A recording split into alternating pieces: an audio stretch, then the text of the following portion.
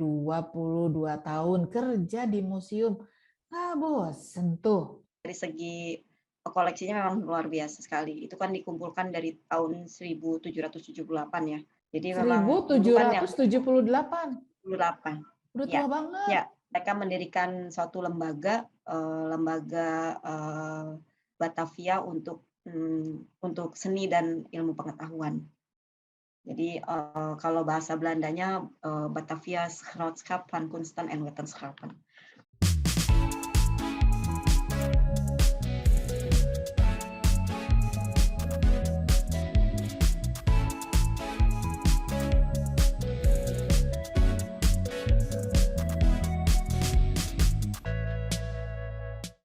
Assalamualaikum warahmatullahi wabarakatuh, Sobat Ledia. Kita bertemu lagi di Cerita Profesi. Apa ya kira-kira yang mau kita obrolin kali ini? Kayaknya dengan background yang begini, apa ya? Boleh deh ditebak-tebak. Kita pada hari ini akan ngobrol-ngobrol sama seseorang yang statusnya di SK-nya namanya pamong budaya. Apalagi tuh gitu ya. Nanti kita akan ngobrol. Namanya Kak Nusi. Nah, Nusi Lisabila. Beliau adalah pamong budaya atau kita kenalnya sebagai kurator museum. Kita sapa dulu ya Kak Nusi ya. Assalamualaikum Kak Nusi. Waalaikumsalam, Kak Lydia. Alhamdulillah. Ya. Nah, boleh dong kita dapat cerita-cerita kenapa sih memilih profesi ini? Kecemplung. Kayaknya bisa banget semua cerita. Kecemplung, Gitu. enggak kecemplung sebenarnya. Sebenarnya dulu nggak kepikiran jadi kurator ya. Ya kalau masih kecil dulu pasti semua anak bercita-cita jadi dokter. Nggak jauh-jauh dari dokter gitu ya. Pengen jadi dokter, tapi kesandung ketika SMA nilai biologinya 6, nggak lolos masuk A2. Waktu itu kan kita masuknya bukan IPA IPS ya. Kalau masa-masa tahun 80-an itu ada A1, A2, A3, A4 gitu ya. Karena nilai biologi jelek, 6, pas-pasan nggak bisa masuk A2 dan gagal jadi dokter. Akhirnya nilai ilmu sosial yang lebih memadai ya. Jadi waktu itu masuk ke A3 atau jurusan sosial. Nah, di jurusan sosial sendiri memang kebanyakan yang diajari waktu itu lebih ke ilmu ekonomi ya. Lebih ekonomi karena ada akuntansi, ada ilmu ekonomi dan koperasi. Tapi ketika SMA kita juga dapat namanya ilmu sosiologi dan antropologi. Nah, dari situ mulai tertarik nih kayaknya ilmu apalagi antropologi ya. Karena kalau sosiologi lebih ke masyarakat sosialnya, kalau antropologi itu lebih ke budayanya gitu. Meskipun antropologi juga ada antropologi sosial juga, seperti di FISIP UI itu lebih ke antropologi sosial. Antropologi itu menarik karena mempelajari manusia dan kebudayaannya. Kebetulan waktu itu sih pikirannya masih sempit, senang hal-hal yang berbau etnik gitu. Dari mulai mungkin dandanan waktu itu belum zamannya etnik, kita udah mulai dandan-dandan yang etnik seperti itu. Ya seperti pakai gelang Baduy kayak gitu, lalu pakai batik. Dulu zaman pakai batik belum ini banget gitu, kita udah kebetulan anak-anak antrop pakai seperti itu pakai pakaiannya gitu. Dari situ mulai tertarik untuk belajar ilmu antrop, manusia dan kebudayaannya. Dan tapi belum pernah terpikirkan untuk kerja di museum karena waktu itu aku lebih tertarik untuk menjadi peneliti. Jadi karena terlalu banyak berhayal juga, pengen meneliti di pedalaman misalnya di Kalimantan, di Papua seperti itu. Dan pure menjadi peneliti dan tidak berniat juga untuk menikah. Jadi pure. Jadi waktu itu Peneliti aja gitu ya, nggak mau ngapa-ngapain gitu. Pokoknya di lapangan menghasilkan pasti riset kan di sana, menguak misteri suku bangsa yang ada di Indonesia. Waktu itu sih hayalannya seperti itu. Tapi apa daya nggak kesampaian juga karena waktu itu gerak saya kemana-mana dibatasi oleh orang tua. Tidak boleh ke sana, tidak boleh ke sini. Jadi percuma juga gitu waktu itu jadi anak antrop tapi tidak diperbolehkan jalan ke Baduy, nggak boleh. Waktu itu ada mau penelitian kemana ke Bali atau jadi tidak boleh juga. Jadi ya sama juga bohong nih kayaknya juga masuk antrop. Lalu waktu itu juga yang awalnya tidak ingin menikah, lalu waktu itu ikut Liko ya sama Vera juga waktu itu. Ada akhirnya wah kayaknya memang dan nikah memang harus kewajiban ya kita sebagai umat Muslim. Waktu itu oh ya sebenarnya waktu itu saya kuliah 2 Mbak. Rajin amat kuliah berdua. Itu dia. Itu karena keinginan orang tua pengen anaknya jadi sarjana ekonomi. Jadi ekonomi dan antropologi. Ya. Ya Allah, susah tuh. Iya susah sekali bagi tugasnya waktu itu ambil ekonominya di Trisakti lagi. Jadi bukan di kampus yang sama. Bukan di kampus yang sama. Jadi saya sebenarnya angkatan 89 waktu tes pertama si Penmaru itu nggak keterima karena waktu itu orang tua inginnya anaknya kuliah di jurusan sastra Inggris atau komunikasi, tempatnya Kakak Vera komunikasi. Tapi nggak lolos. Jadi akhirnya ikut tes yang di swasta. Beberapa perguruan tinggi swasta keterima ya rata-rata ekonomi kan. Akhirnya dipilih Trisakti yang waktu itu karena dekat rumah. Terus dekat rumah diambil Trisakti. Tahun berikutnya sebenarnya saya waktu itu awal pertama pengen ngambil antrop cuma tidak diperbolehkan oleh orang tua. Karena dianggap waktu itu apa sih kuliah di antrop masa depan nggak jelas gitu. Karena memang gitu ya, masa depan suram. Ya, karena dianggap itu apa ya tidak menjual lah istilahnya gitu, tidak seperti lulusan ekonomi yang kerja di bank, swasta dan sebagainya. Akhirnya tahun kedua saya ikut lagi, tapi nggak ngomong sama orang tua. Kalau yang di antrop itu nggak ngomong? Nggak ngomong. Waktu tes itu nggak ngomong. Jadi jurusan pertama itu ambil antrop, kedua ambil kriminologi waktu itu. Alhamdulillah yang diterima antrop. Antrop akhirnya susah deh yang dipilih antrop sama kriminologi. Kayaknya udah nggak ada hubungan sama ekonomi itu ya? Nggak ada hubungan sama sekali. Jadi ketika orang tua tahu, terutama ibu saya cepat bimbang gitu. Kalau ditinggal antropnya, orang tua mana yang nggak bangga punya anak anak UI gitu ya, anaknya kuliah di UI gitu kan. Akhirnya ditawarkan oleh ibu saya bisa nggak menjalankan kedua-duanya. Akhirnya saya coba, meskipun ya jungkir balik harus menyesuaikan jadwal, lalu yang satu di Depok, satu lagi di Jakarta Barat, membagi tugasnya pagi-pagi kuliah di Depok, sore kuliah di Grogol, mondar-mandir. Luar biasa. Dan ininya lagi karena tadi ingin menikah, lalu tadi awalnya tidak berniat untuk menikah, akhirnya menikah pun masih kuliah akhirnya.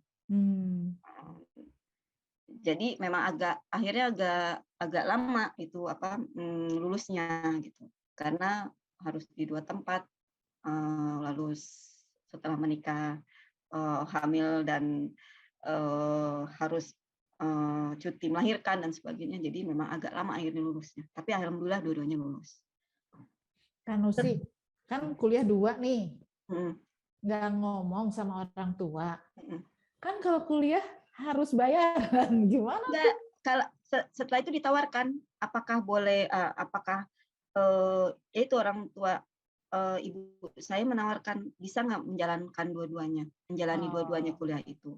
dua-duanya dibayarin, nggak harus cari Ya, sendiri gitu. ya enggak harus boleh apa dibayarin oleh orang tua untuk biaya Oke, kuliahnya. oke, oke. Ya begitulah. Hmm. Nah, setelah itu lulus, menikah, punya anak, tidak berniat untuk kerja akhirnya. Pengen jadi ibu rumah tangga saja. Ternyata, ting, Suatu ting, hari, ting. saya waktu itu udah punya anak 2. Kakak sepupu saya menawarkan, itu di Kemendikbud, waktu itu bukan Kemendikbud waktu itu. Ada lowongan, buka lowongan. Saya tanya waktu itu sama suami, ya silakan aja gitu, tapi harus bisa bagi kayak gitu, bagi waktu gitu ya, dengan anak yang masih kecil-kecil gitu. Ya akhirnya gitu, ngelamar di Kemdikbud tidak terpikirkan kalau di Kemdikbud itu ada museum. Jadi ketika ditempatkan, karena saya sudah diwanti-wanti oleh sesama peserta gitu. Kalau ditanya, ketika dites ditanya, bersedia ditempatkan di mana saja nggak gitu. Kalau jawab masih mikir-mikir, itu udah langsung dicoret katanya gitu. Jadi ketika ditanya, bersedia ditempatkan di mana aja, walaupun di Papua gitu ya, dipancing gitu, di Papua bersedia gitu. Tetap harus jawab bersedia gitu, meskipun tidak seperti itu gitu. Maksudnya tidak pasti di Papua gitu, hanya pancingan kita, apakah kita benar-benar serius gitu menjadi PNS. Ya itu akhirnya ternyata diterima di Museum Nasional. Alhamdulillah. Dari pertama diterima sampai sekarang tetap di Museum Nasional. Belum dipindah. Belum apa nunggu-nunggu?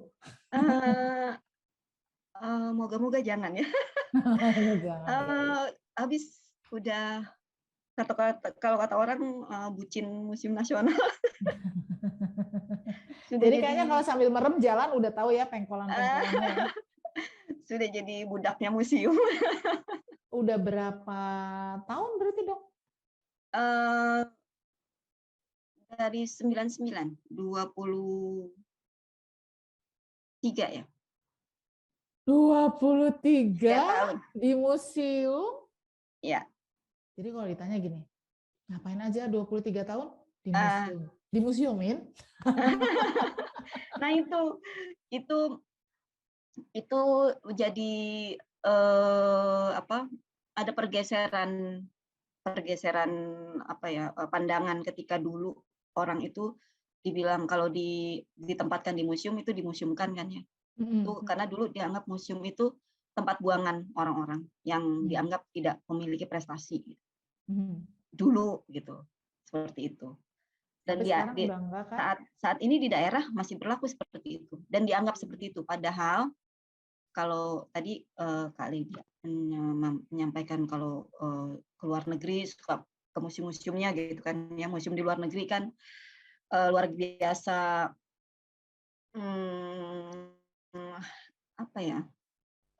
luar biasa ya bagusnya dan heboh gitu. Iya, Dan orang benar-benar. excited pergi ke sana gitu. Iya. Sampai anak Dan kecil-kecil tuh dibawain loh ke itu museum. karena betul. Dan itu PR, jadi PR bagi museum di Indonesia untuk seperti itu. Sekarang yang seperti itu bisa ada sih beberapa di itu Manjari, seperti Museum Macan itu sudah menjadi tempat yang dianggap mewakili museum seperti yang di luar negeri. Meskipun Museum Nasional sebenarnya sudah mencapai taraf itu, cuman ada yang perlu diperbaiki, kiri kanan, sisi depan belakang, atas bawah masih ada yang perlu di ini. Iya, iya. Museum pemerintah daerah juga udah banyak yang keren ya, Kak? Iya, ya betul. Jadi memang agak ironis sekali ketika pemerintah sekarang itu kan pakai otonomi daerah ya. Jadi tidak semua pemerintah daerah itu memahami pentingnya museum. saya jadi agak politis nih. Jadi Ya memang enggak, tapi memang beneran begitu. Waktu saya iya, ke Maluku ya, ya, ada Museum Siwa 5 itu, waduh mhm, koleksinya keren-keren loh. Siwa 5. Iya di Maluku, di Ambon, Mhm, ada kerangka ikan paus betul. 23 meter, ada yang 18 Mhm, meter. mhm, Terus orang Ambonnya sendiri belum mhm, pernah ke sana, coba mhm. bayangin. Malah saya yang ngajakin dia ke museum yuk gitu, Iya. saking penasarannya. Ada buaya 6 Iya, meter dan itu asli ya, maksudnya diawetkan, mhm, bukan iya, replika. mhm, mhm, Jadi sebenarnya banyak yang mhm, keren. mhm. Ya karena ya itu, eee, yang memang agak lemah di kita itu promosi. Hmm.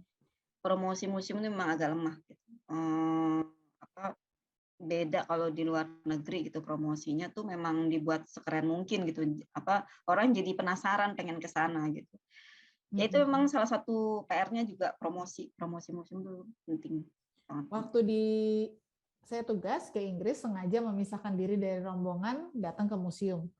Dia Mhm, ada pakai mhm, baju apa bangsawan zaman dulu gitu ya, pakai apa tuxedo, terus pakai mhm, topi tinggi. Dia tuh mhm, megang mhm, ini insektarium, serangga-serangga, mhm, serangga serangga, mhm, warna-warni kecil gitu. Terus dia duduk mhm, aja, mhm, bukan yang di display-display gitu, dipegangin gitu. iya, Terus nanti anak-anak mhm, bisa nunjuk ini apa, ini baik, dan dia cerita. mhm, mhm, Dia cerita mhm, tentang mhm, serangga-serangga itu sebagai iya, koleksinya museum iya, ya. Saya bilang, wah mhm. keren banget, Ya jadi jemput itu bola kan? iya, betul. Sekarang jadi yang, partisipatori, antara, eee, apa, si museum dengan audiens ini sekarang sedang tren gitu. Jadi tidak tidak satu arah sekarang kan, dulu kan, eee, pengunjung hanya melihat benda mati dia hanya membaca caption gitu. Mhm, Kalau mhm. sekarang ada, si pengunjung itu punya andil, punya ikut andil untuk meramaikan museum. Memang sekarang sudah mulai misalnya, satu satu ruangan, kosong, misalnya ada satu pameran, temporer punya tema khusus gitu ya. Lalu ada satu, dinding kosong, si pengunjung diperbolehkan untuk mengeluarkan, apa, eee ide-idenya atau, kesan-kesannya terhadap, pameran tersebut atau dipancing, ada satu koleksi, kamu coba buat, kita menyebutkan label atau caption. Coba bikin caption menurut, perspektif, anak-anak kan suka-suka mereka ya, yaitu Mhm. misalnya satu kendi, oh ini wadah, entah wadah, air, entar dikatakan bisa, wadah makanan atau entah apa, itu sekarang sudah mulai seperti itu. Jadi memang, partisipasi si pengunjung sekarang sangat diperlukan gitu, sudah menjadi tren di museum di Indonesia sekarang ini. Iya, dan sekarang sudah Mhm, mulai mengkombinasi ya dengan mhm, teknologi kan, seperti di betul, Museum Gedung Sate bisa mhm, membuka gitu kan, seolah-olah dalamnya isinya apa, mhm, pondasi dan lain sebagainya. Terus ada ruangan audiovisual kayak gitu-gitu ya. Udah betul, bagus banget sih betul, sebenarnya, udah banyak yang ya, sudah bergeser ke mhm. situ. Tapi kan Ya, Museum Nusi, Nasional sekarang sedang sedang, menyiapkan, ruang imersif, oke. apa, Nanti kalau udah selesai ruang bilang imersif. ya, kita mau jalan-jalan ke sana. Boleh Pasti kan? pasti. Nah, oleh karena itu ini, apa, follow IG-nya Museum Nasional. Jadi kita selalu memberikan informasi apa sih yang, sekarang ada di, Museum Nasional. Jadi Nah, IG-nya kalau apa? Museum Museum Nasional Nasional. Indonesia, Museum Museum Nasional Nasional Indonesia, Indonesia. Nyambung ya. Oke, ya, jadi Sobat Ledia nanti bisa follow itu. Kalau pengen ya, tahu ada yang mhm, baru di Museum Nasional. betul. Ini kemarin baru soft launching kita imersif, apa, ruang imersif. Kan Usi, kan Ya, tadi disebutnya pamong budaya atau kurator. Jadi kurator itu heeh. kerjanya apa sih? Mmm, apa ya, kurator itu berasal dari kata, kurasi ya, curate ya, Kalau curator mengkurasi, istilahnya mengupas satu benda, satu koleksi, satu objek dari misalnya dari yang dia unknown, yang tidak tahu ini sebenarnya benda apa dan bagaimana. Jadi dengan mengkurasi, dengan campur tangan si kurator, ini satu benda itu akhirnya bisa punya cerita. Seperti misalnya satu arca aja ya. Kita misalnya ada kelihatan arca gajah gitu. Kalau misalnya kurator pasti udah tahu, itu arca Ganesha gitu. Pasti udah tahu gitu ya. Mungkin untuk kalangan yang awam, ini apa sih arca gajah? Buat apa sih? Siapa sih dia gitu dan sebagainya. Nah, dengan profesi kurator itu mengkurasi si objek itu menjadi terkuak misterinya gitu. Ya memang perlu banyak baca, pastinya buku yang banyak dibaca tuh harus banyak, referensi buku dibaca harus banyak, lalu harus juga punya koneksi dengan istilahnya membuka jaringan dengan museum-museum di luar negeri juga gitu, kurator-kurator di museum di luar negeri juga. Yaitu kita meriset, kita istilahnya mengkaji satu objek untuk disajikan kepada masyarakat, supaya ketika disajikan dia ada ceritanya, masyarakat bisa memahami, masyarakat bisa mendapatkan wawasan tentang si objek tersebut. Seperti itu. Seperti misalnya tuh lukisan di belakang misalnya ya, di belakang. Ya, seperti lukisan seperti di belakang kali dia itu nanti misalnya kurator, karena kurator tuh punya beberapa jenis gitu ya. Ada kurator lukisan, seni karena ada seni rupa, juga ada seni patung, ada seni lukis gitu. Itu kalau kurator lukisan dia sudah tahu misalnya dengan ciri-ciri itu lukisannya Basuki Abdullah, entah itu lukisannya Raden Saleh, itu dia punya ciri-ciri khas yang kurator itu udah paham seperti itu. Seperti itu. Jadi kalau kayak gitu berarti dia ada sekolahnya sendiri jadi kurator, atau boleh dari jurusan apa saja, misalnya tadi antropologi tapi jadi kurator benda-benda peninggalan. Etnografi biasanya kalau antropologi. Ya. Oke, jadi dia misalnya ada lukisan zaman purba tetap nggak bisa dong? Hanya kalau lukisan orang lukisan tergantung gitu, atau sih. gimana? Tergantung sih. Mulai bingung nih soalnya, Kak. Jadi memang beberapa ilmu yang memang dianggap membantu kurator dalam bekerja, seperti tadi saya sebutkan antropologi, lalu ilmu sejarah, lalu ada arkeologi. Nah, ini memang 3 ilmu yang berkaitan dengan khususnya koleksi yang ada di Museum Nasional. Kalau memang sudah museum atau galeri yang memang dia memiliki koleksi lukisan, patung dan sebagainya, itu biasanya orang seni rupa, lulusan seni rupa. Kurator seni rupa. Seni patung. Kurator seni lukis iya. gitu. Bisa dia punya karena kurator lukisan atau kurator patung, tapi biasanya kita menyebutnya kurator dari seni rupa. Oke. Nah, kalau begitu berarti profesi kurator sendiri ada kayak sertifikasi gitu-gitunya nggak sih, Kak?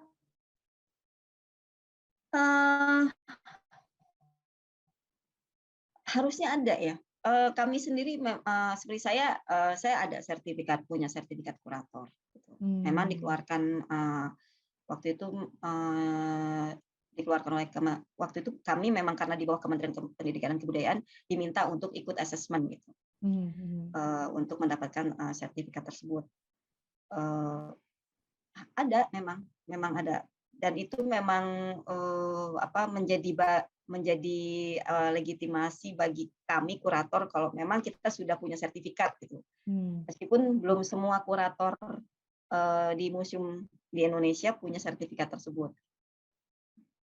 Jadi nggak bisa ngaku-ngaku nih, misalnya saya ya, gini, saya ini kurator gitu, nggak bisa ya? Maksudnya karena tidak punya sertifikat. Heeh. Banyak, tapi masih banyak kurator yang belum punya sertifikat. Oke, Karena berarti tetap bisa sebetulnya. bisa. Oke. Bisa. Karena menjadi kurator itu kan karena pengalamannya. Pengalaman dia mengadakan pameran. Semakin dia sering mengadakan pameran, semakin terasa gitu. Terasa keahlian, kepiawaian dia sebagai seorang kurator.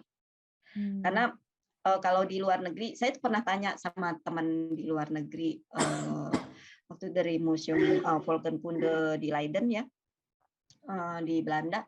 Saya tanya, kalau di museum kamu, kurator itu persyaratannya apa aja gitu. Agak berat kalau di sana.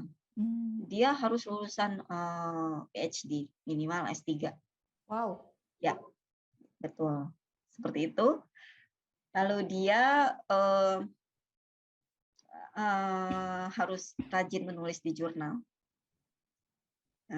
Lalu di jurnal-jurnal dan membuat tulisan lah istilahnya ya, mengadakan riset, lalu buat pameran. Nah, ini yang masih kurang di Indonesia itu riset sebenarnya. Riset dan kesempatan kita untuk mungkin karena entah terlalu sibuk entah apa kesempatan untuk menulis jurnal juga agak ini juga gitu, agak kurang kalau di Indonesia. Memang ada beberapa kurator teman saya itu rajin, ada yang rajin menulis jurnal juga. Tadi soal ada yang boleh melakukan tugas kurator, tapi dia sebenarnya belum bersertifikat. Bedanya sama di Leiden, ternyata dia harus PhD alias doktor gitu ya. Nah, kok bisa sih beda begitu? Iya, itu mungkin kebijakan ya, atau memang standarisasi setiap museum kan beda-beda ya. Di Museum Nasional sendiri masih ada beberapa kurator dia hanya S1, tapi ilmunya bisa melebihi yang doktor gitu. Ada seperti itu. Gitu. Jadi saya pikir pengalaman itu bisa menjadi bagian dari profesi seorang kurator sendiri gitu. Memang pendidikan itu perlu untuk mengasah kita juga untuk berpikir kritis gitu ya sebagai seorang kurator. Tapi ya itu pengalaman juga penting karena beberapa orang gitu baru masuk museum setahun 2 tahun dia sudah tiba-tiba menjabat seorang kurator. Itu ada seperti itu.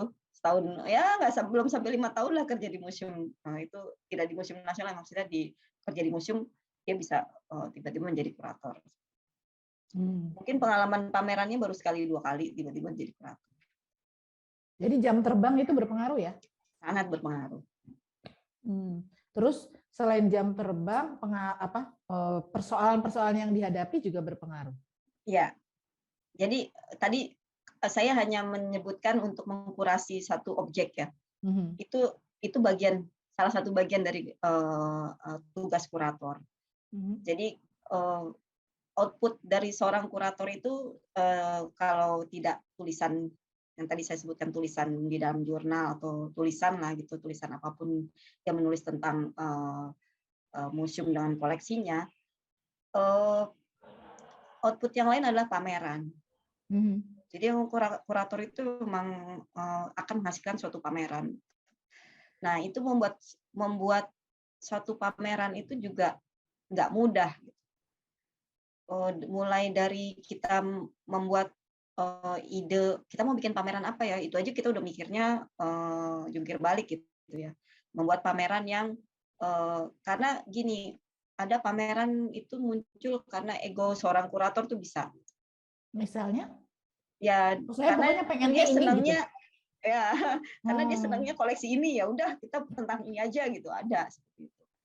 Nah, sekarang kan harus berpikirnya lebih luas. Sekarang keinginan masyarakat tuh apa gitu. Yang sedang ngetren di masyarakat tuh apa, itu yang sekarang sedang apa seorang kurator baiknya berpikir seperti itu. Yang sedang tren apa, yang sedang ini sepertinya masyarakat akan suka gitu. Masyarakat akan teredukasi juga dengan adanya pameran ini. Itu Bentar Kak. Itu kan kalau gimana tren di masyarakat. Sementara masyarakatnya nggak senang ke museum, gimana taunya coba? Nah, kita lihat dari ini medsos, media sosial yang khususnya Museum Nasional ya. Kita tuh suka mancing-mancing gitu, suka mancing-mancing bikin pertanyaan. Sebenarnya kalian seneng pameran apa sih gitu? Kayaknya tahun ini enak bikin pameran apa ya gitu. Seperti kita pancing-pancing seperti itu gitu. Nah itu banyak masukan gitu. Banyak masukan, kayaknya seru nih bikin pameran ini, tapi itu tidak langsung kita telan bulat-bulat ya, oh ini si A kayaknya ini gitu, tapi kan kita menyesuaikan, kita pertama menyesuaikan dengan kondisi museum itu sendiri, koleksinya ada atau tidak. Seperti kita sekarang, saya sama tim dikasih tugas untuk membuat satu tema pameran yang tidak pernah tema itu muncul di pameran tetap Museum Nasional. Itu jadi satu tema yang keluar dari pakem Museum Nasional selama ini. Selama ini pameran Museum Nasional koleksinya berhenti di masa kolonial. Karena koleksi yang kita punya itu dari kalau hutan masa. Baru lagi. Nggak pernah nambah baru lagi sesudah kan, jadi kita nggak punya koleksi masa kemerdekaan, masa selanjutnya itu nggak ada. Malah yang terkait nggak ada, nggak punya. Jadi sekarang ditantang untuk membuat suatu ruangan yang temanya di luar pakem itu. Ini jadi PR karena kita koleksinya nggak punya. Jadi kita sedang berupaya bekerja sama dengan berbagai pihak yang memang punya koleksinya, atau kita cuma gitu, nanti menyajikan. Gimana? Boleh minjem koleksi orang? Iya, misalnya betul. Saya punya koleksi di masa kemerdekaan gitu, peninggalan kakek moyang saya, terus Museum Nasional bisa minjem gitu? Bisa pinjam. Tapi dikurasi dulu? Iya, pastinya dikurasi dulu. Ya. Dan itu bisa, dan di luar negeri itu sudah hal yang biasa gitu. Dan kalau di Singapura itu, kalau kita ke Asian Civilization Museum atau ke Peranakan Museum, itu sebagian koleksinya tuh punya masyarakat. Diserahkan dan itu atau dipinjamkan? Dipinjamkan. Misalnya kurun waktu 5-10 tahun. Itu ada milik keluarga A. Tapi mereka itu sudah ada kesepakatan kalau meminjamkan koleksi mereka akan pajak mereka akan dikurangi. Gitu. Jadi memang sudah ada regulasi seperti itu, dan di Indonesia saat ini belum ada seperti itu. Dan biasanya karena yang istilahnya yang kolektor ini sudah tahu peraturan itu di luar negeri seperti itu, sekarang banyak ya, kita dapat apa nih kalau ini sudah ada seperti itu. Dapat doa gitu nggak mau. Itu harus sudah dipikirkan gitu oleh pemerintah Indonesia gitu. Bener ya, nggak kepikir tuh beneran sama saya juga. Tapi di kita juga nggak bisa ngaku-ngaku ini ada loh barang kuno peninggalan nenek moyang kita gitu. Kalau ada kurator nggak bisa bohong berarti ya. Iya, kita banyak sih kolektor yang kita beberapa kali diundang gitu ke rumahnya ngelihat gitu ya, kita tahu kalau itu maaf Pak ini palsu. Waduh, gitu. Sedih banget dong. Ya. Jadi ya nggak usah sebut nama lah, adalah gitu ya. Kebetulan saya pernah sempat mengkurasi beberapa koleksinya, ya ada beberapa yang Ternyata dia palsu. Mm-mm. Waduh. Dan Padahal dia belinya yakin, mahal. ya dia bilang Waduh. belinya mahal. Ya Allah, tega banget Ya. itu yang bohongin. Ya. Orang Jadi, terkenal, nah, jadi anggota DPR. wow. Jadi sebenarnya nih, jadi Kanusi, tugasnya kurator itu benar-benar untuk memastikan benar nggak sih benda ini bernilai sejarah atau enggak. Terus Bisa benar seperti itu. nggak ceritanya? Kan kadang-kadang gini, ini batu meteor turun di Iya. zaman Majapahit, kira-kira bla bla bla gitu ya. Nah, Iya. yang kayak gitunya itu sebenarnya diluruskan oleh kurator. Iya, kurator. Nah, persoalannya gini nih, antara kurator satu sama kurator yang lain, mungkin nggak beda pendapat tentang satu objek? Bisa jadi. Bisa. Bisa jadi. Mungkin yang jadi. ekstrimnya bilang gini, yang satu bilang asli, yang satu bilang palsu. Bisa jadi. Tapi kalau kita misalnya, ini khusus arkeologi ya, koleksi arkeologi. Misalnya kalau koleksi arkeologi, kalau di Indonesia tuh koleksi dari masa klasik, masa Hindu-Buddha, kerajaan Hindu-Buddha, dari masa Tarumanegara, lalu Mataram kuno, Singosari, Majapahit, Kadiri, nah itu Sriwijaya, itu masa-masa seperti itu. Mereka punya style sendiri-sendiri ininya, misalnya untuk arcanya.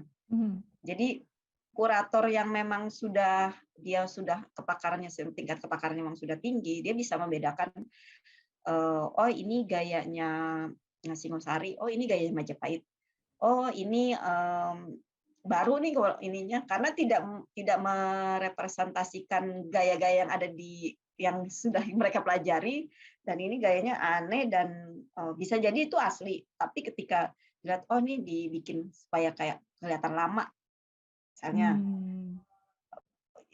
Masalahnya si pembuat arca sekarang itu jago-jago bikin arca seperti arca beneran, arca yang kayak zaman dulu gitu ya. Mereka sudah punya kepandaian seperti itu. Wow, makin lama makin terampil kali ya. Apalagi kalau banyak yang tadi nggak ngerti tapi pengen koleksi gitu ya. Betul.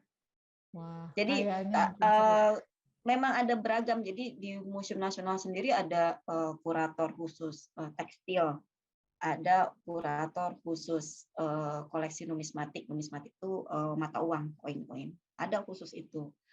Ada koleksi khusus masa klasik ya, khususnya arca, ikonografi arca-arca masa klasik. Ada yang khusus prasasti. Ada yang khusus seperti saya khusus alat musik. Alat musik tradisional. Dari zaman dulu kala. Ya. Ada gitu yang dari batu? Enggak. Dari batu zaman dulu kita masih ada kemungkinan. Kebetulan saya S2-nya arkeologi, jadi belajar juga gitu untuk koleksi dari masa prasejarah, masa klasik. Jadi kita pelajari juga. Gitu.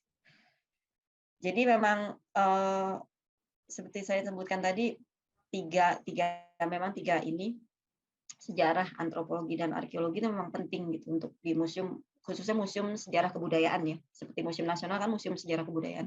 Itu memang sangat diperlukan sekali gitu tenaga-tenaga lulusan antropologi, sejarah, dan arkeologi. Masya Allah, itu luar biasa ya. Memperkirakan waktu, bagaimana sejarahnya, gimana gambaran-gambarannya. Dan itu sudah dilakukan selama 22 tahun gitu ya? Iya, 23 tahun. 23 tahun. Ya Allah, lama bener. Nggak bosen tapi, tuh, Kak? Nggak, tapi saya sempat, jadi awal masuk 8 tahun mengurus koleksi. Waktu itu masih asisten kurator lah gitu ya. koleksi etnografi, karena lulusan antropologi ditempatkannya di koleksi etnografi yang terkait koleksi dari suku-suku bangsa yang ada di Indonesia. Lalu dipindah ke bagian edukasi, jadi edukator, sempat jadi edukator. Jadi di edukator itu kita membuat program publik. Jadi membuat misalnya seminar, kita buat lomba-lomba untuk anak-anak, lalu kita buat pertunjukan yang terkait dengan koleksi museum, tetap harus terkait dengan koleksi museum nasional. Jadi bagaimana mengedukasi masyarakat dengan cara yang menyenangkan gitu. Itu tugas edukator. Meskipun di satu sisi dia juga bertugas sebagai seorang pemandu. Tapi itu hanya side job ya, pemandu itu hanya. Tapi biasanya seorang edukator tuh dia juga harus bisa memandu, seorang pemandu juga. Lalu 4 tahun di situ dipindah lagi menjadi perancang pameran. Saya sempat menjadi perancang pameran 6 tahun. 8, 4, 6. 18 tahun. Ya. Nah, 6 tahun di perancang pameran dipindah lagi. Kembali lagi ke koleksi. Jadi kurator lagi balik. Jadi dari pertamanya asisten kurator, terus kemudian edukator, terus kemudian perancang pameran, balik lagi jadi kurator. Berarti lalu variasinya sekarang, luar biasa ya, variasi kegiatannya sebenarnya ya. Sekarang pindah lagi. Baru tahun lalu dipindah lagi. Kembali lagi sekarang jadi saya kebetulan jadi Kapokja, kepala koordinator kelompok kerja untuk produksi program publik. Produksi program publik. Oke. Tapi sekali jadi kurator, dia akan terus jadi kurator? Iya. Oke. Berarti dia akan menetap terus ya? Oke, nanti kita mau pertanyaan berikutnya ya setelah break. Bosen nggak sih? Jangan dijawab dulu sekarang. Kita akan bicara sesudah break di segmen berikut ini. Oke. Kita akan bicara dengan Kak Nusi setelah ini, setelah informasi-informasi yang lewat berikut ini.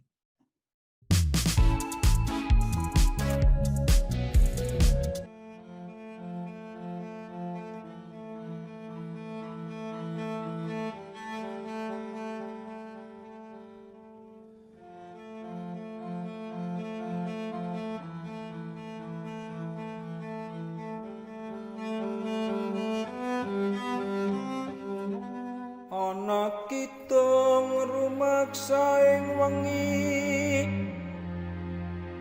teko ayu luputa ing lara luputa bilahi kabeh.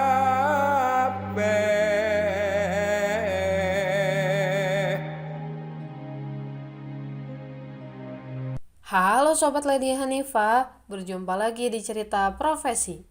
Segmen bercerita dan menggali lebih dalam tentang berbagai profesi yang menarik. Di segmen 1, kita telah berkenalan dengan Kak Nusi Lisabilla, seorang kurator di Museum Nasional Indonesia. Siapa nih Sobat Lady ya yang suka tentang kisah, artefak, dan benda bersejarah?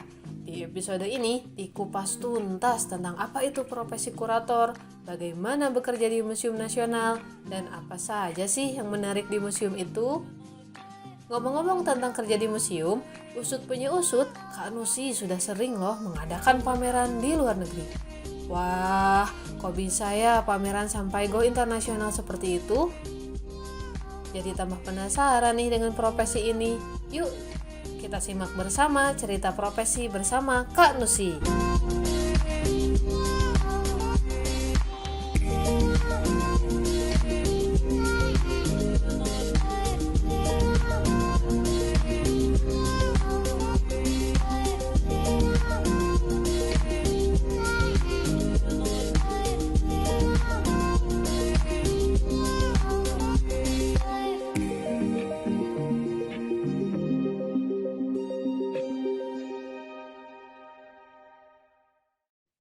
Sobat Ledia, kembali lagi ke segmen kedua dari pembicaraan kita dengan Kak Nusi, seorang kurator Museum Nasional, sebuah museum yang fokusnya kepada sejarah dan kebudayaan.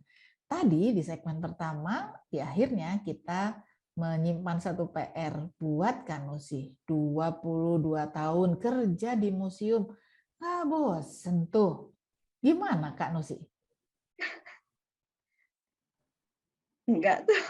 Alhamdulillah nggak bos. Kalau bosan mah udah Karena keluar dari dulu ya. se- Terus udah 22 tahun itu berarti udah apal tuh sama pengkolan-pengkolannya Museum Nasional. ya bosen kayaknya enggak ya, karena pasti menemukan sesuatu yang baru. Hampir ada aja yang baru, nggak tahu kenapa ya. Memang Museum Nasional itu kan memang luar biasa, dari segi koleksinya memang luar biasa sekali. Itu kan dikumpulkan dari tahun 1778 ya. Jadi memang dulu kan yang 1778. 78. Udah tua Ya, banget. ya, ya, karena dulu Museum Nasional itu kan dulu lembaga, cikal bakalnya itu lembaga yang didirikan oleh para ilmuwan Hindia Belanda, ilmuwan Belanda yang waktu itu tinggal di Batavia waktu itu. Jadi mereka mendirikan suatu lembaga, Batavia untuk seni dan ilmu pengetahuan. Jadi kalau bahasa Belandanya Batavia Genootschap van Kunsten en Wetenschappen. Itu Pokoknya itu deh ya. Jadi lembaga ini kumpulan dari orang-orang yang tertarik dengan seni dan ilmu,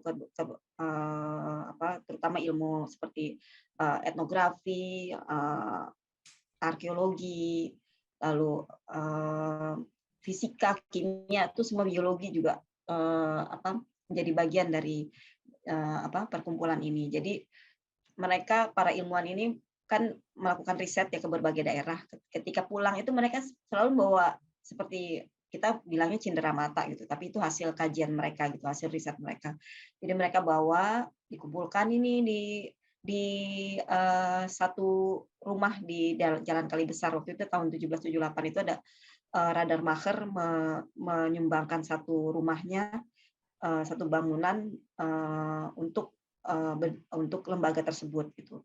Jadi dikumpulkanlah benda-benda dari berbagai daerah, baik dari bentuk ya arca, koleksi-koleksi dari etnografi, lalu ada naskah dan sebagainya. Nah itu tahun ketika Raffles berkuasa di Jawa, Raffles juga menjadi bagian dari perkumpulan ini gitu. Jadi menjadi konon katanya sempat menjadi direktur di lembaga ini, dan dia merasa wah ruangan ini, gedung ini udah terlalu sempit untuk menyimpan kumpulan benda-benda budaya ini. Lalu dia memindahkan ke Jalan Majapahit nomor 3. Nah ini sekarang posisinya jadi Sekretariat Negara. Dulu di sana tuh ada gedung Harmony Society itu di situ dipindahkanlah, ada di bagian belakang gedung itu ada dipindah lembaga tersebut di situ, karena di situ ruangannya lebih besar. Nah ketika Inggris tidak lagi berkuasa di Jawa, Belanda kan mengambil alih lagi pemerintahan di Hindia Belanda, dan tahun 1862 si koleksi-koleksi ini juga makin lama makin banyak kan, diputuskan membuat satu bangunan baru di Koningsplein West. Koningsplein West itu jalan Koningsplein West itu sekarang jadi Jalan Merdeka Barat. Nah itu sekarang yang jadi cikal bakal Museum Nasional. Situ 1862 dibangun, 1868 dibuka untuk umum, jadi untuk museum. Nusi, saya termasuk yang agak seneng ke museum-museum ya. Kan ada beberapa museum tuh kayaknya ada sudut-sudut yang spooky gitu, serem gitu. Tapi ada yang buat kita antusias gitu, kayaknya semangat, ada pelajarannya sejak, ada yang cuma sekedar set dilewat aja gitu ya. Nah, Kadang-kadang kan jadi mikir ya, kan ada film tuh Night at the Museum gitu. Ada suasana-suasana gitu nggak sih di museum? Karena banyak yang bilang museum tuh serem, katanya gitu. gimana ya?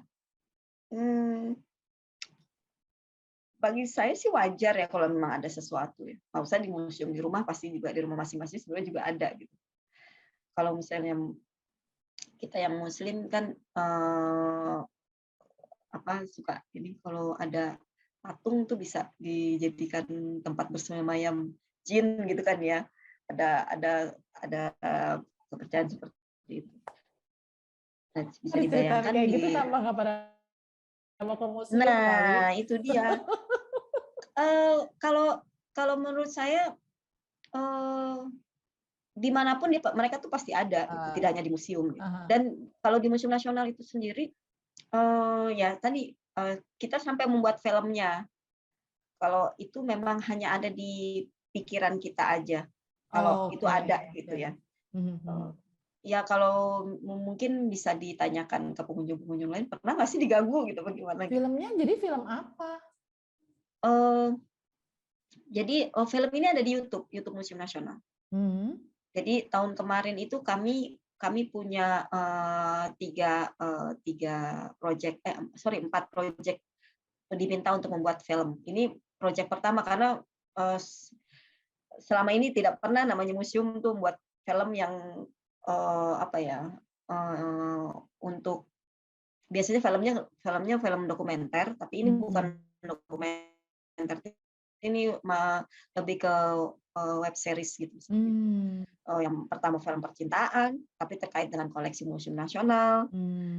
Lalu kedua itu ada hantu di museum, itu kan pertanyaan ya, bukan ini bukan kalimat pernyataan, ini kalimat pertanyaan. Nanti ditonton ya pertanyaan gitu. Kalau anggapan-anggapan itu ternyata salah gitu. Jadi silahkan nonton film tersebut, ada di YouTube Museum Nasional. Oke, Sobat Ledia, jangan lupa nonton. Ya. Biar yakin. Lalu film ketiga itu judulnya Sang Penemu. Jadi kita mengapresiasi. Jadi kan gini, di daerah-daerah, terutama di daerah yang memang banyak ditemukan seperti di Sangiran itu masih banyak kita temukan fosil-fosil prasejarah. Kita cuma ngorek-ngorek dikit itu udah ketemu gitu. Karena memang di situ sebaran peninggalannya sangat luas. Nah, ini jadi ada cerita tahun 79 itu ditemukan arca emas dari emas. Arca Siwa Parwati itu di Purworejo. Dia ditemukannya di goa, di salah satu goa, di Goa Seplawan namanya. Nah itu selama ini tidak pernah diungkap gitu cerita tentang si arca ini. Jadi melalui film ini kita mau memberikan edukasi pada masyarakat, tugas untuk melestarikan benda cagar budaya, benda-benda peninggalan nenek moyang itu bukan hanya tugas pemerintah, tapi juga tugas kita bersama. Kalau menemukan sesuatu yang dianggap itu benda cagar budaya, tidak lalu dijual ke penadah atau dijual ke orang bule entah kemana gitu, keluar berpindah tangan ke luar negeri, itu banyak terjadi seperti itu. Karena ya di mana memang masyarakatnya memang masih perlu uang ya untuk kebutuhan hidup mereka, jadi hal tersebut masih banyak terjadi. Nah ini ada beberapa kejadian sekelompok orang menemukan tapi diserahkan ke pemerintah. Penemuan itu diserahkan ke pemerintah. Nah ini film ini mencoba mengedukasi masyarakat kalau itu segala temuan itu memang itu milik negara, bukan milik perseorangan, jadi itu milik negara dan harus diserahkan ke pemerintah. Nah, itu pesan yang pertama. Pesan kedua ini pesan bagaimana masyarakat atau pemerintah itu mengapresiasi pastinya segala tindakan untuk penyelamatan dan pelestarian cagar budaya. Seperti misalnya tahun 90 90-an itu pernah terjadi beberapa orang petani menemukan guci dari masa dinasti Tang. Itu di dalamnya itu ada beragam perhiasan, ada peralatan upacara, itu hampir 32 kg emas. Dan itu diserahkan ke pemerintah. 32 Dan kilogram. sekarang koleksinya ada di Museum Nasional. Oh, Ya. Masya Allah. Nah, koleksinya sekarang ada di Museum Nasional dan itu tidak lalu diserahkan pemerintah lalu yaudah ya makasih nggak gitu. Itu pasti ada sesuatu Makasih ya, yang akan Dek, gitu ya. pasti ada sesuatu yang dia pasti ada bentuk apresiasi pemerintah tuh kepada orang-orang yang dianggap sudah ini pelestari benda cagar budaya. Seperti itu. Oh, yang film yang terakhir ini mungkin memang temanya agak berat. Kalau kita menonton film tersebut, ini bagaimana Museum Nasional mencoba, itu kan judulnya Saujana Museum untuk Semua. Jadi museum-museum di Indonesia sudah mulai, khususnya Museum Nasional sudah mulai memikirkan bagaimana teman-teman berkebutuhan khusus itu bisa juga menikmati museum. Misalnya seperti kalau di film Saujana Museum untuk Semua itu bagaimana sahabat buta, kita bilang sahabat buta ya, karena mereka ternyata tidak mau dibilang tunanetra, mereka lebih suka dibilang sahabat buta, itu menikmati koleksi Museum Nasional dengan mereka boleh menyentuh, jadi mereka bisa merasakan, oh arca itu seperti ini, oh ternyata Siwa itu tangannya 4, pegangnya misalnya Aksamala, misalnya pegangnya ini kan para dewa itu memegang beberapa itu ya atribut. Hal seperti itu sudah mulai kita berlakukan. Sudah mulai menyediakan label huruf Braille. Jadi mereka tidak bisa melihat koleksi secara langsung tapi bisa membaca. Itu. Lalu bagi teman-teman yang sahabat bisu atau sahabat tuli itu bisa untuk si pemandu dengan bahasa isyarat. Kita belajar bahasa isyarat untuk itu. Jadi sudah mulai bagaimana museum itu terbuka untuk semua pihak gitu, tidak hanya yang maksudnya bisa lengkap untuk menerima sajian-sajian yang ada di Museum Nasional. Keren, bagus sekali kesempatan belajarnya, Bu. Berarti museum itu bisa jadi tempat belajar ya? Betul, karena kan kita kan museum inklusif ya, jadi siapapun bisa belajar di situ. Tentang apapun sih sebenarnya. Zaman kita kecil, kan suka disuruh tuh datang ke museum, terus disuruh nyatet ini, nyatet itu, sambil nggak jelas gitu apa yang dicatat gitu. Sekarang ada nggak sih yang bikin anak-anak kita tuh merasa bahwa museum tuh emang enak dijadiin pelajaran? Ya, memang arah ke sana. Memang sudah ada sih, meskipun ternyata tidak semua sekolah. Jadi kita tawarkan paket-paket seperti itu, kita tawarkan. Misalnya di luar jadi si edukator di Museum Nasional itu juga mempelajari buku-buku khususnya dari SD ya, yang sudah ada pelajaran sejarahnya, kita baca gitu. Karena ini kan terkait dengan nanti ketika dia di sekolah menerima pelajaran, mereka sudah, oh ini ada koleksinya gitu. Kalau di buku kan kita cuma ngeliat gambar, oh ini prasasti Yupa, lalu oh ini Gajah Mada, oh ini seperti itu. Kalau di museum kita langsung ini kan ke objeknya. Di situ ya, dan di situ bagaimana si pemandu itu bertindak sebagai storyteller. Jadi tidak seperti guru ngajarin gitu. Jadi lebih ke mendongeng sih sebenarnya.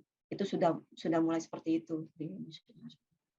Wah, udah banyak benar kemajuannya. Kalau dulu kita dilepas suruh nyatet sendiri, ini sendiri gitu ya. Nah itu tergantung sekolahnya juga. Biasanya yang gurunya ya gitu, nggak ke semua sekolah sih. Khususnya sekolah swasta dia minta secara khusus gitu. Mereka malah punya, kita sih sudah menyediakan worksheet ya, lembar kerja gitu. Tapi biasanya sekolah-sekolah swasta mereka biasanya sudah menyediakan diberikan kepada kita ke edukator. Jadi edukator mempelajari nanti ketika mereka datang mereka harus bagaimana gitu. Oke, tujuan kunjungannya udah jelas. Iya, betul. Nah, bagus ya kalau kayak gitu ya. Benar-benar museum bisa dipakai buat tempat belajar. Nah, Sobat Ledia, tadi udah dijelaskan sama Kanusi tentang museum jadi tempat belajar. Terus kita udah tahu sejarahnya Museum Nasional yang mulai pindah-pindah mulai dari tahun 1700-an itu.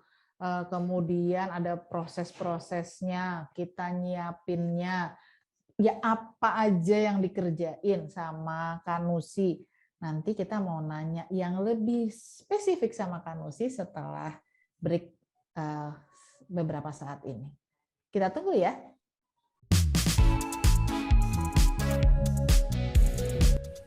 Dedikasi dan profesional.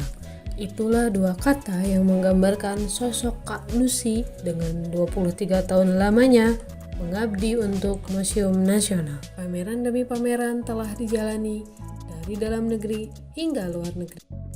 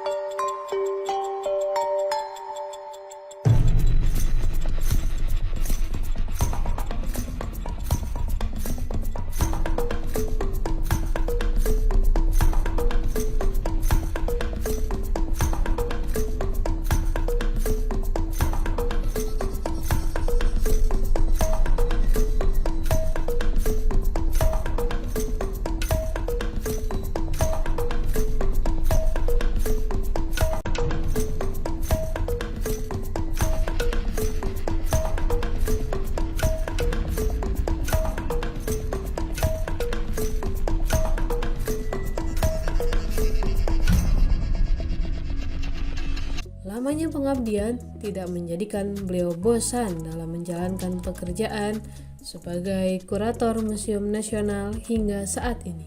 Sobat Ledia Hanifah, di segmen 3 kita akan menyimak tips dari Kak Nusi bagi Sobat Ledia yang ingin meniti karir sebagai kurator museum. Yuk tonton sampai selesai ya. Sobat Ledia, alhamdulillah kita tadi udah banyak dengerin cerita di segmen pertama, di segmen kedua bersama Kanusi yang seru-seru. Kemudian yang suka jadi pertanyaan tentang serem nggak sih di museum dan ternyata udah ada jawabannya. Terus museum bisa jadi tempat belajar. Nah, kita pingin tanya lebih detail pada Kanusi terkait profesinya beliau sebagai kurator. Karena sekali jadi kurator, seterusnya jadi kurator ya. Yang paling berkesan ada nggak, Kak? Ketika jadi kurator itu, yang pengalaman yang paling berkesannya? Banyak ya.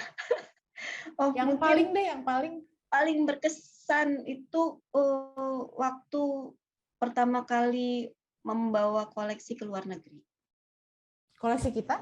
Kita. Maksudnya koleksi Museum Nasional? Iya, betul. Karena kita sering diundang dan sering bekerja sama untuk join exhibition seperti itu ke luar negeri. Itu pengalaman pertama ketika saya diminta membawa koleksi waktu itu pameran tentang dragon, tentang naga. Saya ditugaskan ke naga. Banyak. Oh, ya? Naga Jawa. Nah, makanya itu Okay. ini sangat menarik ketika kebetulan waktu itu saya bukan menjadi kurator pameran itu, jadi entah kenapa kepala museum menugaskan saya membawa koleksi tersebut karena membawa itu juga saya harus memahami pamerannya juga kan, kita ke sana mau ngapain sih, bikin pameran apa gitu. Jadi akhirnya saya pelajari, kita pameran itu di satu kastil abad Kalau di sana abad pertengahan itu sekitar abad 15-16 gitu. Wow. Di utara Perancis. Jadi berbatasan dengan Luxembourg dan Jerman. Jadi kalau kita naik ke kastilnya itu, di atas kastil kita bisa melihat negara Luxembourg. Ada banyak. Nah, ini kastil ini ada di tengah-tengah desa. Entah kenapa saya juga nggak paham kenapa dipilih kastil itu sebagai tempat pameran. Jadi kastil-kastil seperti rumah-rumah kayak Dracula gitu, kalau kita nonton film. Serem Dan di desa itu cuma ada satu penginapan, jadi kita waktu itu diinapkan di situ. Tidak ada toko, tidak ada apa-apa, jadi benar-benar desa. Jadi kita buka kamar penginapan, jadi bukan hotel, benar-benar penginapan. Itu ada sapi, ada ini, jadi benar-benar memang di desa. Dan ternyata pengunjungnya juga lumayan banyak di situ. Waktu itu kebetulan memang pamerannya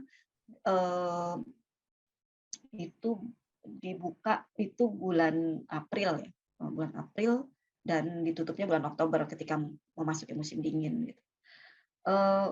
Saya bawa koleksi ke sana terkait dengan naga. Jadi memang ternyata ceritanya konsep naga antara dunia barat dengan dunia timur itu beda. Jadi kalau di barat naga itu lambang iblis. Jadi kalau di kepercayaan mereka, lalu di Injil dan sebagainya, itu di Bible itu naga itu lambang iblis, evil gitu ya. Sedangkan di dunia timur dia sifatnya lebih positif gitu. Seperti karena yang pameran tidak hanya Indonesia, jadi tidak hanya dari Perancis lalu wilayah sekitarnya, tapi juga ada Cina, ada Jepang, ada Indonesia yang memang di negaranya punya naga, punya konsep naga. Di Indonesia sendiri naga itu melambangkan kekuatan, melambangkan kejayaan, melambangkan kesuburan, fertility. Di Cina juga melambangkan kekuatan, karena di Cina itu seorang kaisar itu dilambangkan oleh naga. Naga dengan cakarnya yang 5 itu. Di Indonesia punya style sendiri, naganya pasti pakai mahkota. Jadi memang ternyata tiap negara tuh punya bentuk naga yang berbeda gitu. Nah, itu dari situ kita kebetulan waktu itu karena saya baru di situ, saya mulai belajar oh gitu loh dari kurator, gitu. Jadi dari situ banyak belajar. Itu pengalaman baru banget, karena waktu itu di Prancis itu sedang ada isu teroris dan sebagainya.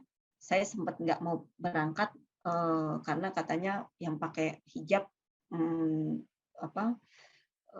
susah masuk ke sana, susah masuk ke Prancis. Kepala museum sempat bilang, udah kamu nggak usah pakai lah, kan jadi kenal kamu ini di sana kan gitu, nggak usah pakai jilbab gitu. Karena saya bilang, aduh kalau kayak gitu saya better nggak usah ikut deh Bu, biar yang lain aja gitu.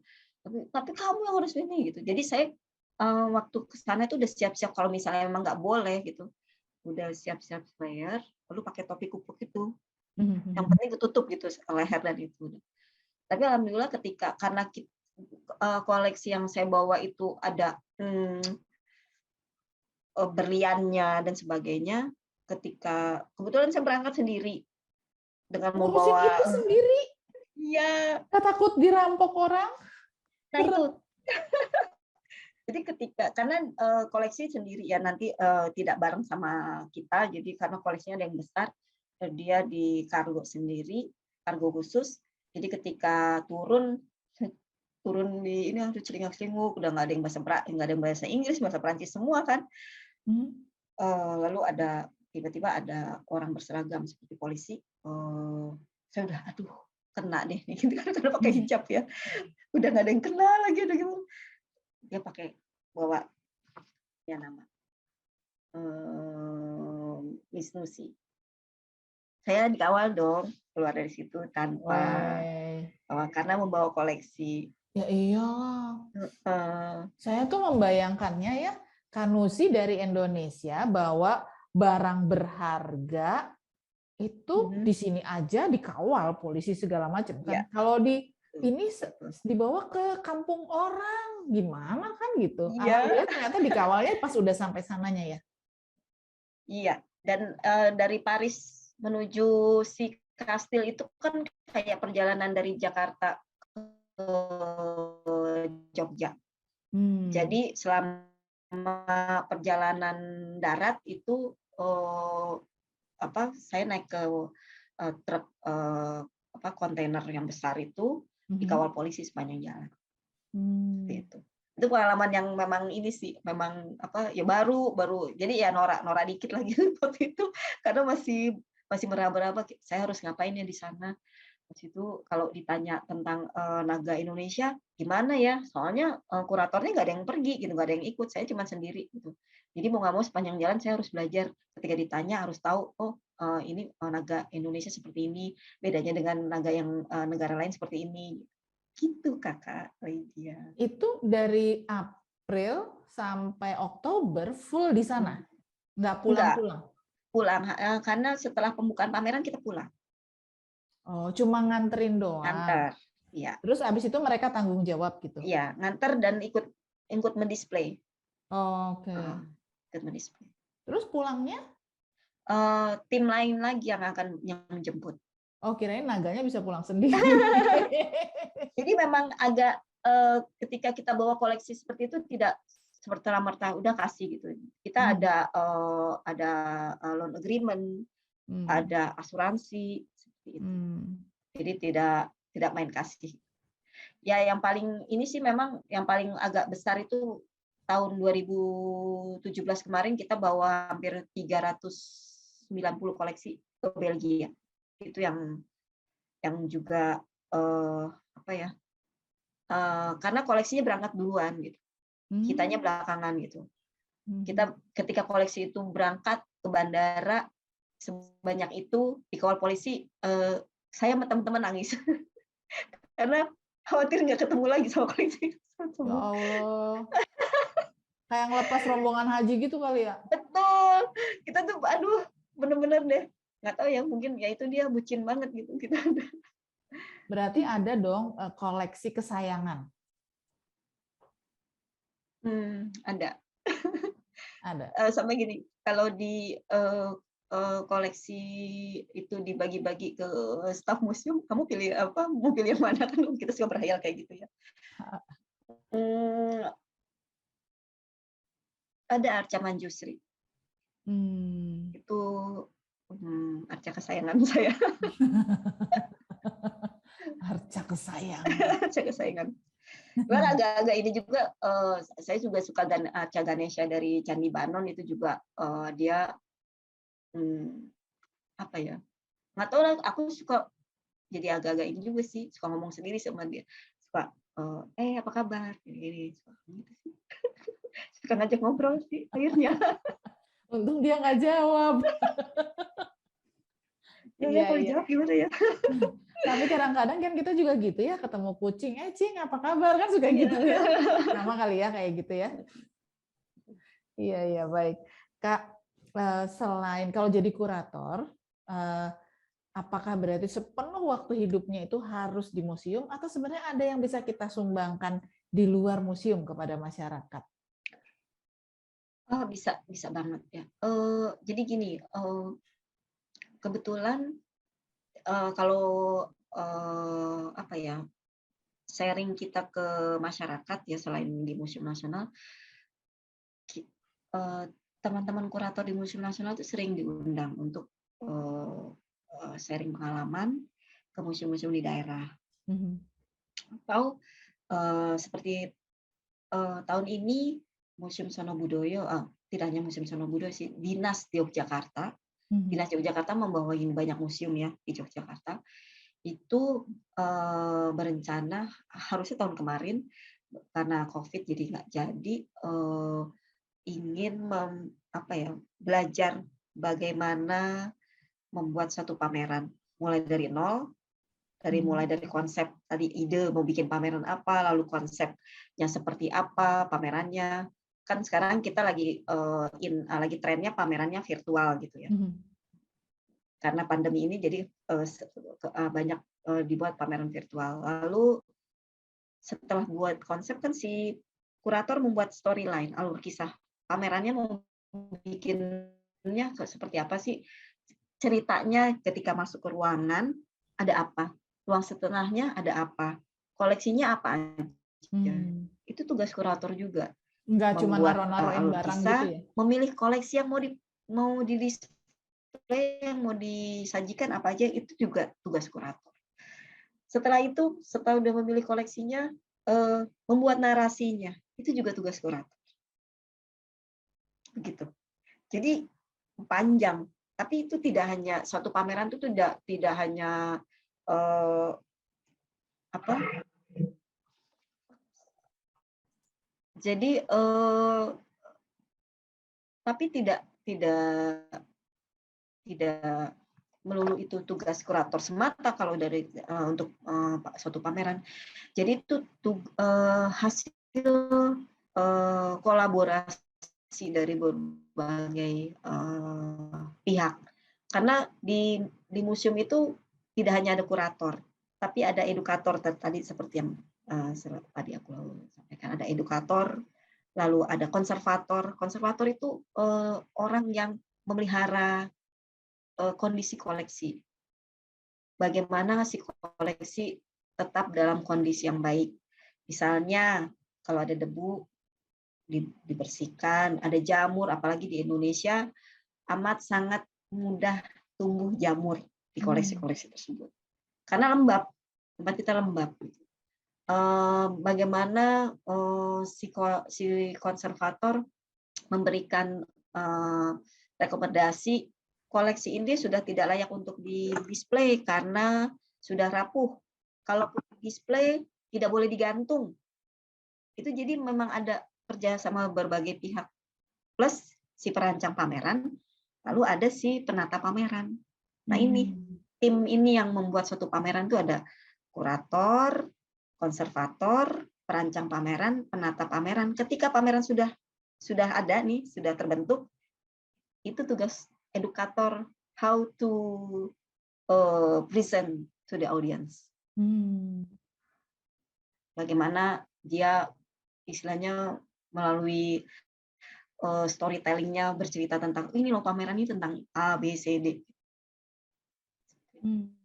Oke, menarik banget ya. Jadi sebenarnya ada banyak orang penanggung jawab yang harus bisa berkolaborasi ya di dalam pekerjaan-pekerjaan seperti ini.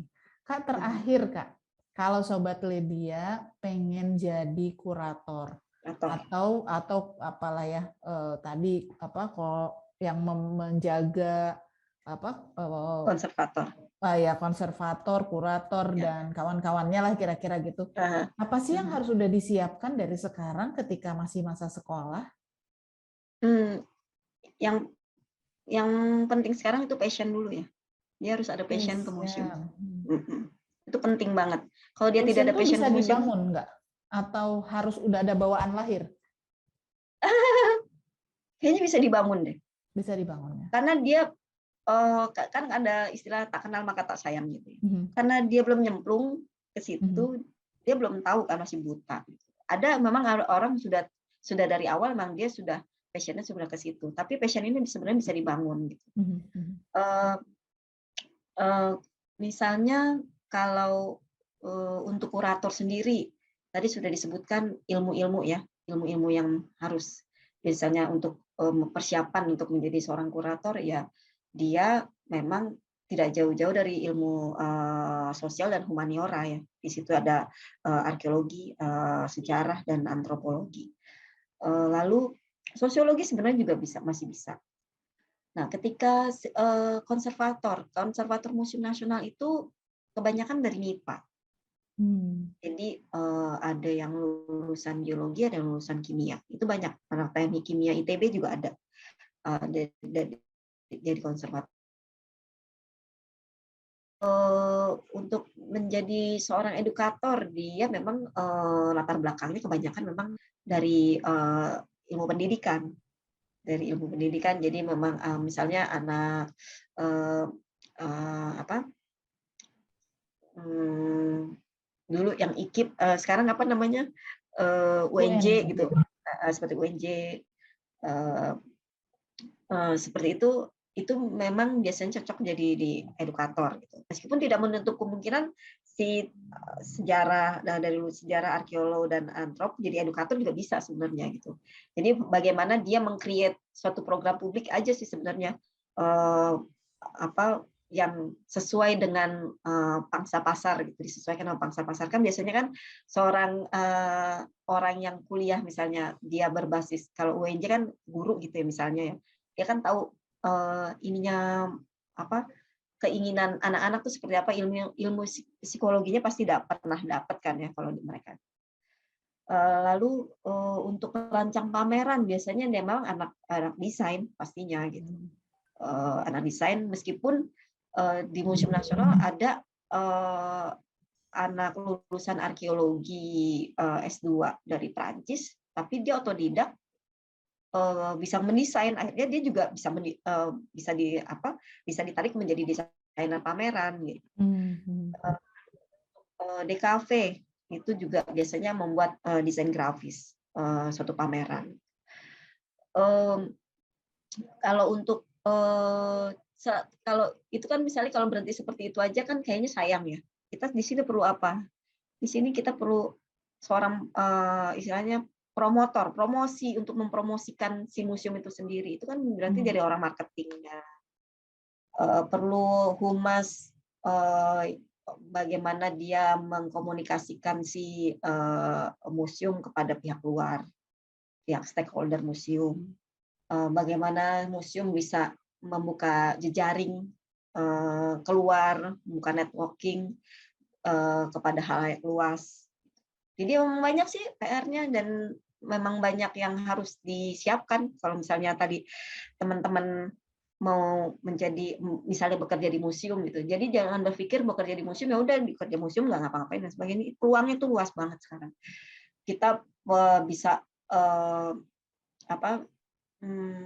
apalagi kalau sudah bekerja sama dengan luar negeri itu bisa misalnya kita tuh pernah dalam 1 tahun itu bisa 3 kali pameran di luar negeri. Bisa seperti itu dan itu hal yang mungkin dari awal ngapain kerja di museum palingan cuma gitu-gitu. Nah, kita punya peluang keluar di dunia luar, apalagi kalau kita punya prestasi itu kita dikenal sama dunia luar, udah pasti kalau ada apa-apa kita ditarik gitu, maksudnya dilibatkan, misalnya kita mau bikin pameran nih, kamu ikut jadi kuratornya yuk, itu terjadi gitu nasional. Itu sih yang penting tadi passion, lalu komit dengan pekerjaan, lalu dia apa ya, ya mau nggak mau sedikit bucin sih memang. Habis gimana ya kalau udah bucin? Memangnya agak subjektif sih kalau bucin. Gitu. Ya. Oke, jadi pertama passion, keduanya komitmen, ketiganya ya memang mencintai. Dia memang harus profesional. Dan profesional. Kemudian juga harus mau nambah pengetahuan ya. Betul. Oke. Jadi Sobat Ledian harus mulai dari sekarang. Nah, mau memastikan apakah punya passion atau enggak sama pekerjaan di museum ini, sering-sering jalan-jalan ke museum. Setuju nggak Kak Nusi? Betul. Semua museum, jangan cuma satu, terus udah bilang satu, terus bilang, enggak, saya nggak mau, nggak begitu. Tapi banyak museum. Museum di Indonesia tuh udah keren-keren. Udah keren-keren banget. Di Taman Mini aja udah banyak museum ya. Dan itu museumnya juga keren-keren Taman Mini. Satu hari keliling museum tuh udah capek karena banyak banget koleksinya ya. Dan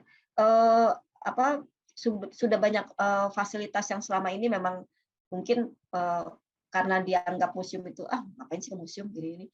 Jadi banyak yang nggak tahu gitu, masyarakat di luar sana tidak tahu. Misalnya saya kasih contoh aja di Museum Nasional udah banyak. Jadi kalau rata-rata orang-orang yang datang kembali ke Museum Nasional itu, oh saya dulu pernah ke sini waktu SD, gitu. Rata-rata komentarnya seperti itu.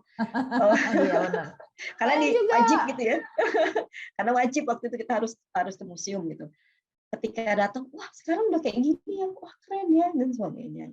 Jadi memang sering-sering lah berkunjung ke Museum Nasional dan ya museum-museum lain yang ada di kalau yang di wilayah teman-teman di wilayah Jakarta banyak museum. Di Kota Tua itu ada Museum Bank Indonesia, ada Museum Mandiri, ada Museum Sejarah Jakarta, Museum Wayang, Museum Seni Rupa dan Keramik, Museum Bahari, banyak di situ. Sekali kita datang ke situ udah keliling gitu aja udah banyak museum yang bisa kita bisa kita kunjungi, dan pastinya teman-teman mendapatkan insight baru lah pasti gitu, sesuatu yang baru, sesuatu yang bisa kita jadikan penambah wawasan buat kita, dan juga pastinya menambah kecintaan. Sebenarnya museum itu kan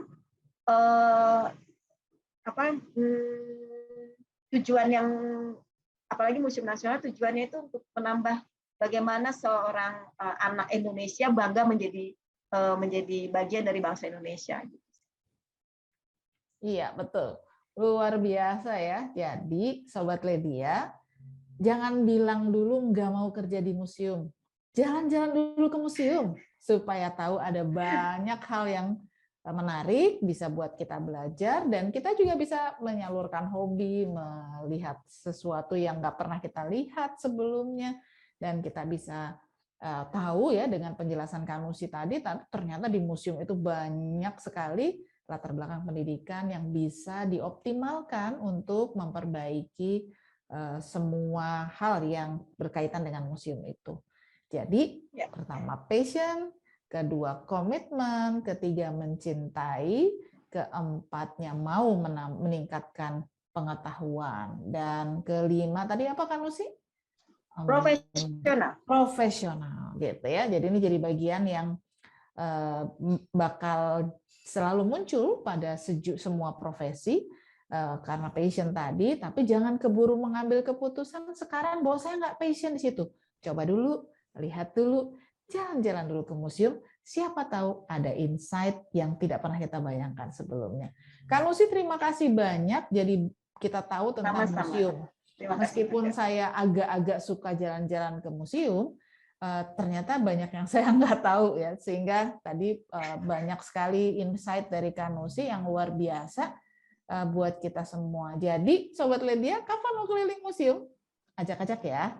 Jadi kita bisa ditunggu ya di Museum Nasional. Ditunggu di Museum Nasional. Aduh, kapan ya? Oke deh, kita mulai menjadwal. Kira-kira kapan kita bisa ke Museum Nasional? Yang masih libur silahkan jalan-jalan ke museum. Yang nggak libur browsing-browsing dulu. Nah, habis itu nanti kita bisa cari waktu untuk berkunjung ke Museum Nasional dan banyak museum di Indonesia. Sekali lagi Kak Lucy, jazakallah khair, terima kasih banyak sudah memberikan banyak sekali insight buat kita. Tetap semangat dan insya Allah akan terus berkembang museum-museum di Indonesia sebagai pusat sumber belajar di Indonesia. Sobat Ledia, terima kasih. Nantikan cerita profesi berikutnya dengan keseruan-keseruan profesi yang lain. Yang ini saja udah seru, apalagi nanti ada tambahan-tambahan lain supaya kita bisa mempunyai banyak referensi terkait dengan profesi-profesi yang ada. Sampai jumpa lagi. Assalamualaikum warahmatullahi wabarakatuh. Waalaikumsalam.